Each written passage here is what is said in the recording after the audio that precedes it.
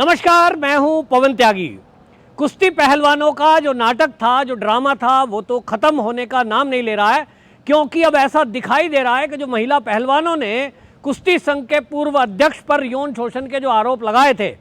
वो असली हकीकत सामने आती जा रही है कि पूरी तरह से वो कांग्रेस की टूल किट थी और कांग्रेस के कहने पर ही वो स्क्रिप्ट लिखी गई, जिसके अंदर दीपेंद्र हुड्डा जो कि हरियाणा के नेता हैं, उसके अंदर सत्यपाल मलिक जो कि पूर्व राज्यपाल हैं, ऐसे नामों का खुलासा हो रहा है। असल में आपको बता दें, जिस तरह से ये फर्जीवाड़े का खुलासा हुआ, इसमें सबसे ज़्यादा और सबसे पहले चौंकाने वाली जो बात सामने आई थी, वो आई थी कि जो महिला पहलवान बताई जा रही थी कि नाबालिग है, उसका पता लगता है कि वो नाबालिग है ही नहीं, और जो सर्टिफिकेट नाबालिग सिद्ध करने के लिए पुलिस में जमा कराया गया था वो फर्जी था।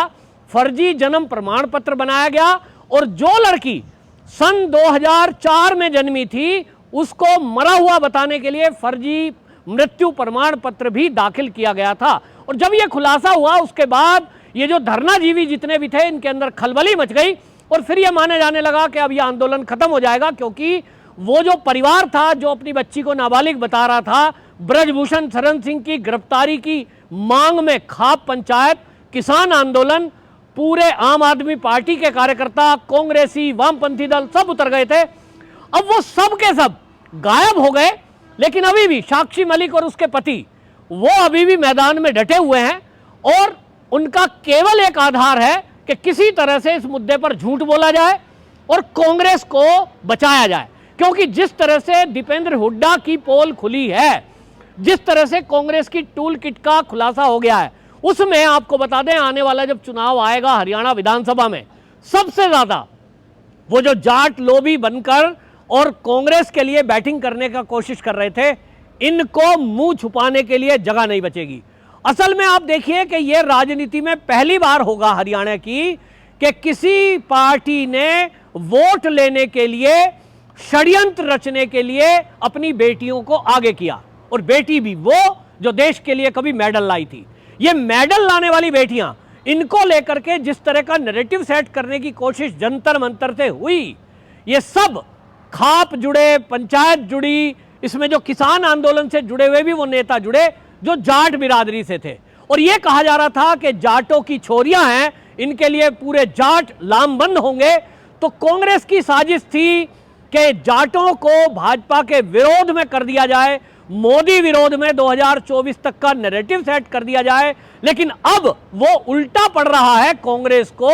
तो अब जो है साक्षी मलिक और उसका पति एक बार फिर मीडिया में सामने आए, और इस बार उन्होंने ट्विटर पर एक वीडियो शेयर की, और वीडियो शेयर करते हुए, जैसा कि उनकी आदत है, एक बार फिर साक्षी मलिक और उसके पति ने झूठ बोला। और इस बार जो झूठ बोला वो फिर से नहीं टिक पाया, क्योंकि बबीता फोगाट का नाम उन्होंने लगाया था, और उन्होंने जो ट्विटर पर वीडियो शेयर की उसमें साक्षी मलिक के पति ने बोला, उन्होंने कहा कि देखिए जी, वीडियो में वो बोल रहे हैं कि हमें तो जो 1 जनवरी में जो हमने आंदोलन किया था, वो तो बबीता फोगाट और भारतीय जनता पार्टी के नेता के कहने पे किया था, कांग्रेस का कोई रोल नहीं है। वो कह रहे हैं कि इसमें जो है, उन्होंने नाम बताया तीरथ राणा, कहते हैं कि भारतीय जनता पार्टी का एक नेता है तीरथ राणा और बबीता फोगाट, इन्होंने ही हमें कहा कि तुम्हारी जो भी फेडरेशन से शिकायत है, जंतर मंतर पे धरना करो, हम तुम्हारी बात सरकार तक पहुंचाएंगे। और ये जो है पूरा आंदोलन उन्होंने ही इसको डिजाइन किया था। अब जैसे ही इसमें बबीता फोगाट का नाम आया, जैसे ही इसमें जो है ये तीरथ राणा का नाम आया, दोनों नेता चौकन्ने हुए, क्योंकि तेजी से खबर फैलने लगी कि भाई इस तरह से भारतीय जनता पार्टी की सरकार है, और क्या भारतीय जनता पार्टी के नेता ही अपनी सरकार के विरुद्ध जो नैरेटिव सेट करने वाले हैं या सरकार को बदनाम करने वाले हैं, क्या उनके पीछे षड्यंत्रकारी बीजेपी के नेता हैं? क्या बबीता फोगाट है? ये जब चीजें सामने आई तो बबीता फोगाट ने तुरंत से एक ट्वीट किया, और उन्होंने ट्वीट करके कहा कि साक्षी मलिक मेरी बहन है, लेकिन इस बहन ने जो झूठ फैलाने की कोशिश की है ये बहुत ही शर्मनाक है। और उन्होंने ये जो साक्षी मलिक ये कह रही थी, एक सर्टिफिकेट दिखाते हुए कि देखिए इसमें तीरथ राणा के साइन हैं, और बबीता फोगाट और तीरथ राणा ने ही हमें धरने की परमिशन मिलवाई थी, वो जो दिखा रहे थे उसको लेकर के बबीता फोगाट ने खुलासा किया कि वो जो सर्टिफिकेट दिखाया जा रहा है वो तो फर्जी है, उसमें जो तीरथ राणा के साइन दिखाए जा रहे हैं वो फर्जी है। ऐसी कोई मांग डिमांड में परमिशन दिलाने में इनका कोई रोल नहीं है। बल्कि बबीता फोगाट ने तो ये खुलासा किया कि जब ये आंदोलन की बात कर रही थी जनवरी में कि हम धरना करना चाहते हैं, मैंने इनको कहा कि आप सरकार पर भरोसा रखें, प्रधानमंत्री जी पर भरोसा रखें, गृह मंत्री जी पर भरोसा रखें और कानून पर भरोसा रखें, और इसलिए कोई आंदोलन ना करें। आपकी जो भी शिकायत है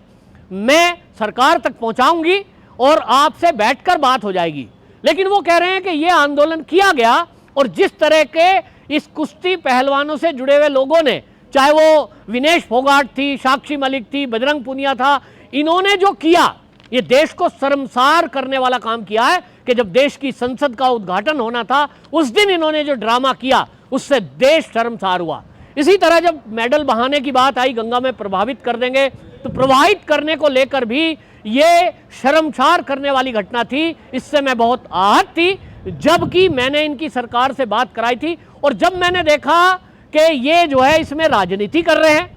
बबीता फोगाट कहती हैं कि जब मैंने ये देखा कि इसके पीछे कांग्रेस के कुछ नेता है,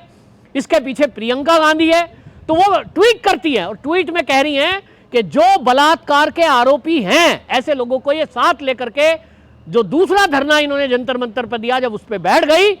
तो फिर मुझे पता लग गया कि ये तो राजनीति हो रही है।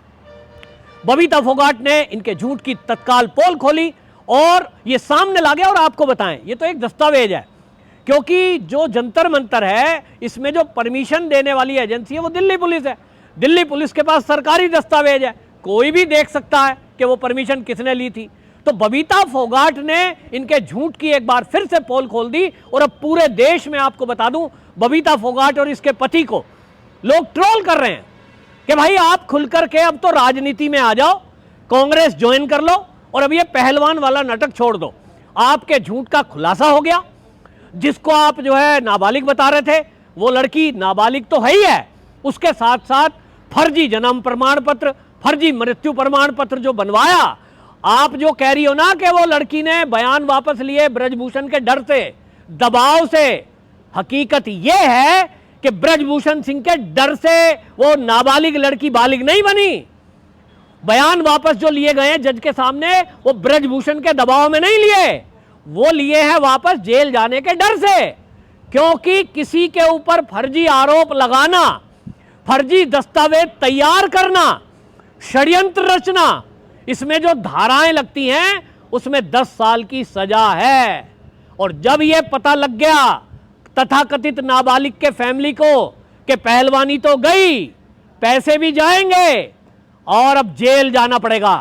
तो इनको लगा कि अब करें क्या। तो पुलिस से पूछ लिया, भैया हमें माफ करो, हमें तो नेताजी ने कहा था कांग्रेस के कि ऐसा कर दो, हमें तो पहलवानों ने कहा था कि ऐसा आरोप लगा दो, हमारी कोई गलती नहीं है, हमें तो पता नहीं था, हमें क्या पता ये मुद्दा इतना हाईलाइट हो जाएगा। हमें तो लगा पहलवानों के अंदर की बात है, कमेटी में बात रह जाएगी, फेडरेशन तक बात हल हो जाएगी। ये मीडिया में इतना हमें बदनाम कर दिया, हमें नहीं पता था। और उन्होंने इसलिए लड़की के दादा, लड़की के चाचा, लड़की की दादी, ये तो झूठ नहीं बोलेंगे, मीडिया में आए और इनकी पोल खोल दी। कुल मिलाकर के एक बार फिर से ये इनकी पोल खुली है। और अब इस पे आपको बताएं, झूठ, जब बबीता फोगाट ने इनके झूठ की पोल खोल दी साक्षी मलिक की, तो साक्षी मलिक दोबारा से ट्वीट करती हैं और वो क्या कह रही हैं, वो फिर कह रही है कि वीडियो में हमने जो तीरथ राणा और बबीता का नाम लिया था, इन पे तो हमने तंज कसा था, अपने स्वार्थ के लिए ये पहलवानों का इस्तेमाल करना चाह रहे थे और ये जो है फिर सरकार की गोदी में बैठ गए। मतलब कुल मिलाकर जब झूठ खुल गया तो ऐसा कर रहे हैं। असली बात मैं बताऊं क्या है, जो साक्षी मलिक और उसका पति जो वीडियो बना रहा है वो इसलिए बनाई गई क्योंकि राजस्थान में और मध्य प्रदेश में जो चुनाव है, निश्चित रूप से भारतीय जनता पार्टी उसको मुद्दा बनाएगी। जाटों के बीच में अब खाप पंचायत के चौधरी खड़े होंगे और ये खुलासा करेंगे कांग्रेस का कि देखिए कांग्रेस कितनी नीच हरकत करती है कि वो बेटियों की इज्जत से खिलवाड़ करती है। उनके साथ यौन शोषण हुआ था कि नहीं हुआ था वो भी फैसला जज करेंगे, लेकिन जो उन बेटियों की इज्जत को तार तार किया गया मीडिया में हर बार,